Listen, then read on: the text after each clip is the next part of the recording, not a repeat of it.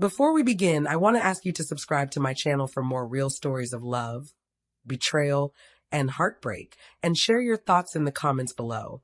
Because sometimes hearing someone else's pain can make us see our own lives differently. It started with a text that made my stomach drop. Can't wait for tonight. Dressed nicely, winking face that. It was from my wife. Normally harmless. Except it was sent at 11 p.m., hours after she told me she was staying late at the office. I stared at my phone, heart pounding, confusion and suspicion warring inside me. I tried to shrug it off at first.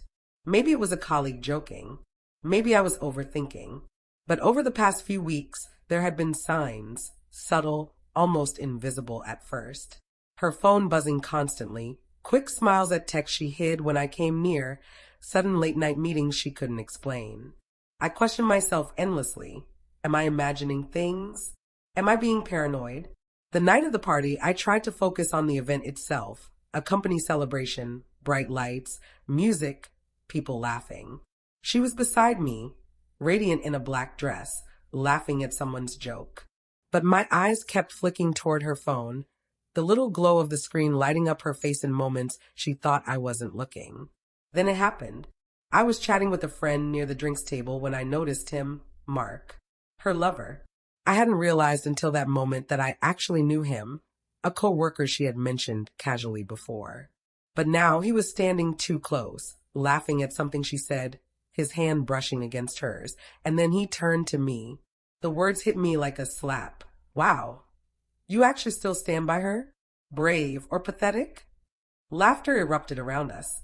People I thought were friends glanced at me awkwardly, unsure if they should intervene. I felt my face burn. My stomach churned. My jaw tightened. I wanted to scream, to grab her, to demand an explanation. But my legs felt like they were made of lead. She looked at me then, panic in her eyes, but she didn't speak. Her silence was worse than any words. I couldn't tell if it was fear, shame, or guilt.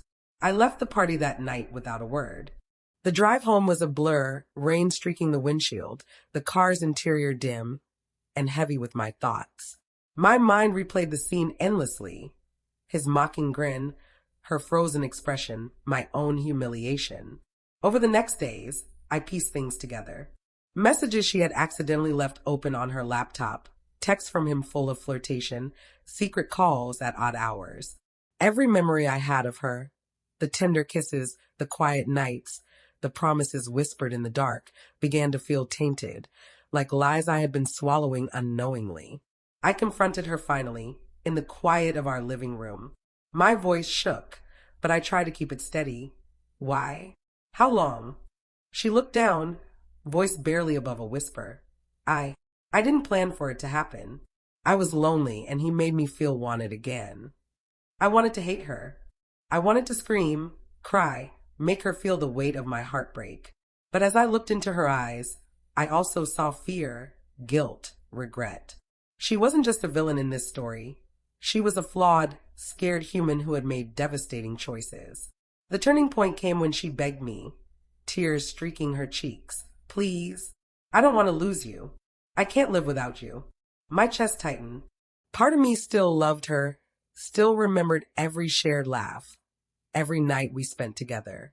But another part, the part that had been crushed under humiliation, betrayal, and lies, knew I couldn't let her choices dictate my life anymore.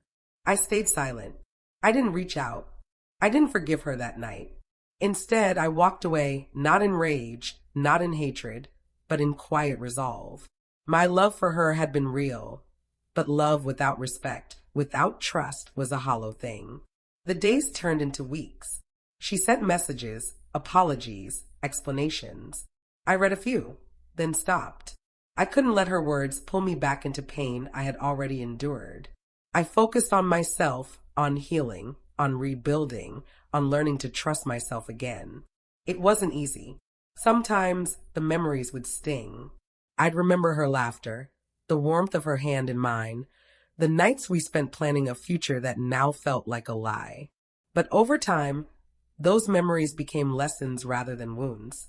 They reminded me that self-respect is more valuable than any fleeting love, no matter how deep. I still think of her occasionally, of Mark, of that night at the party. But the humiliation, the heartbreak, they no longer control me. I have learned that strength comes from knowing when to walk away, from protecting your heart, even when it still aches. Life moves forward, slowly but inevitably.